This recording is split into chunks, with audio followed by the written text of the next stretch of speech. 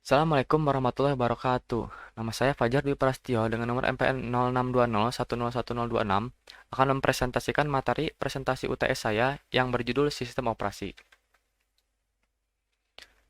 Materi pembahasan yang akan saya bahas kali ini yaitu pengertian sistem operasi, fungsi sistem operasi, perkembangan sistem operasi, fasilitas sistem operasi, tipe-tipe sistem operasi, komponen sistem operasi, struktur sistem operasi, dan yang terakhir konsep proses sistem operasi. Part 1. Pengertian sistem operasi.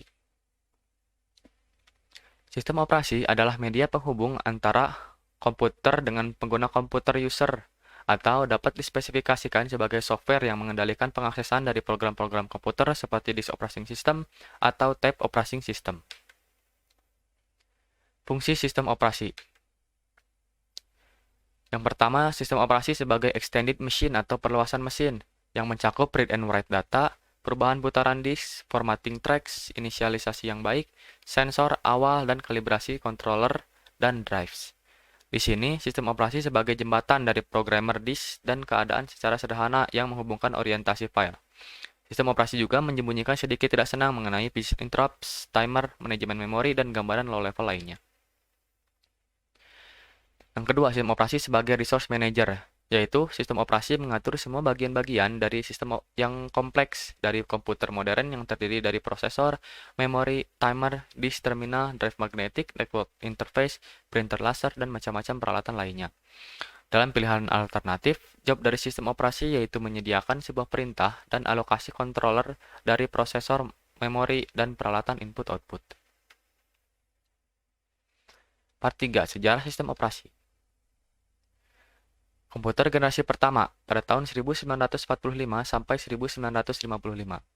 Komputer generasi ini menggunakan tabung vakum dan plug boards. Ukurannya besar, memenuhi ruangan dengan puluhan ribu tabung. Pemrograman dilakukan dengan bahasa mesin absolut.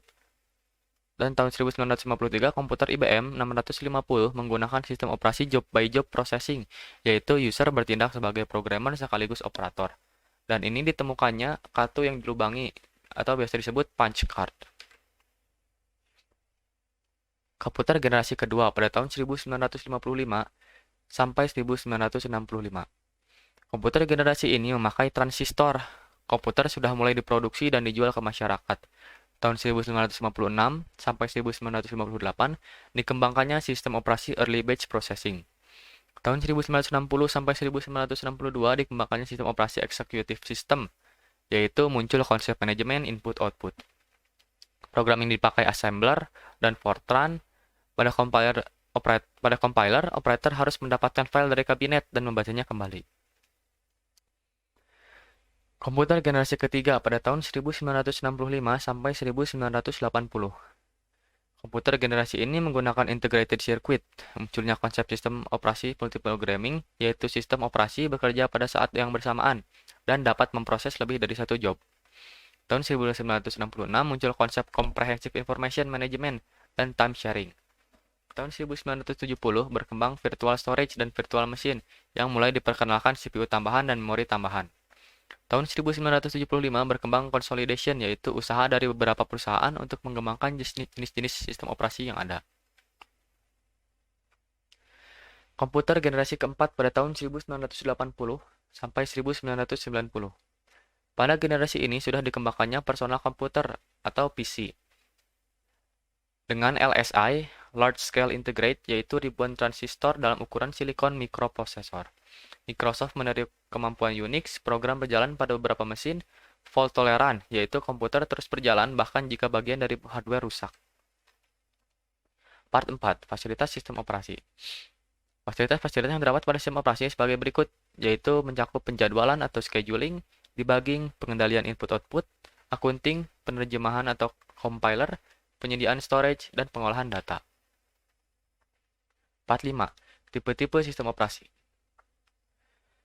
Yang pertama ada batch operating system. Secara umum, batch processing membutuhkan program, data, dan sistem perintah untuk menyampaikan data secara bersamaan dalam bentuk job. Batch operating system sedikit mengizinkan atau tidak ada interaksi user dan eksekusi program. Scheduling batch system sangat sederhana. Job diproses dalam perintah berdasarkan submission, yaitu pertama masuk, pertama kali dilayani. Atau bisa disebut first come, first service. Multiprogramming operating system. Multiprogramming merupakan suatu sistem operasi untuk support multitasking dan menyediakan bentuk proteksi memori yang baik dalam melakukan kontrol konkurensi. Operasi multitasking yaitu satu mekanisme sistem operasi multiprogramming bekerja dalam mengatur resource sistem komputer seperti prosesor, memori, dan peralatan input-output. Multitasking tanpa support multi-user dapat ditemukan pada personal komputer dalam sistem real-time. Sistem operasi multi-akses mengizinkan akses secara simultan untuk sistem komputer menangani dua atau lebih terminal. Operasi multi-akses memerlukan multiprogramming secara tidak penuh. Time sharing system. Dalam sistem operasi ini, CPU dihubungkan dengan beberapa terminal, banyak terminal dengan waktu yang bersamaan, dibagi di antara semua pemakai dalam potongan waktu yang sangat pendek. Apabila pada akhir potongan waktu tersebut proses eksekusi belum selesai, maka proses akan dihentikan dan program ditempatkan pada antrian berikutnya. Real-time system. Aktivitas dari sistem operasi ini adalah menerima setiap kejadian atau event dari luar. Proses per event dilayani sederet teks yang masing-masing harus selesai dalam waktu yang sangat ketat, bahkan terkadang bekerja secara simultan. Data yang diproses oleh komputer pada sistem operasi diusahakan sedikit interaksi. Sistem operasi ini mempunyai ciri setiap prosesor mampu memantau proses-proses yang diamati, menghasilkan laporan secara otomatis, dan pengembangan sistem terpisah dari pengoperasian. Part 6. Komponen, struktur, dan konsep proses sistem operasi. Komponen. 1. Ada kontrol program pengendali. Berfungsi mengendalikan program pemroses, mengatur storage, dan mengatur data. Tugas ini meliputi penempatan data, pencarian data, pengaturan instruksi, dan penjadwalan setiap komponen komputer seperti job control dan supervisor. 2. Program pemroses.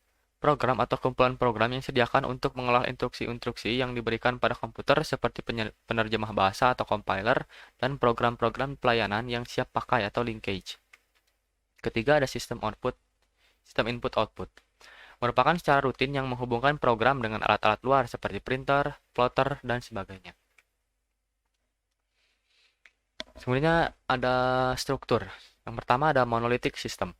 Sistem operasi terdiri dari kumpulan prosedur, masing-masing dapat memanggil yang lainnya apabila dibutuhkan, dan tidak ada konsep information hiding. Semua proses terlihat. Kedua ada sistem layer. Mengorganisasikan sistem operasi menjadi layer-layer hierarki dan pertama kali THE, Technische Hochschule Eindhoven, atau dibuat oleh BW Dijkstra. 3 ada virtual machine. Time sharing yang merupakan salinan dari hardware, kernel atau user mode input-output, interrupt menjadi simulasi. 4 ada client server. Meminimalisasikan kernel atau client server mengirimkan permintaan ke proses server yang akan bekerja, kemudian hasilnya dikembalikan ke user. Kernel hanya menangani komunikasi antara klien dan server. Yang terakhir yaitu konsep pengeksekusian proses, yaitu perubahan keadaan. Keadaan proses didefinisikan dalam bagian aktivitas yang berjalan, yaitu proses. Masing-masing proses bisa salah satu keadaan berikut. Pertama ada nu, atau proses sedang dibuat. Running, instruksi sedang dieksekusi.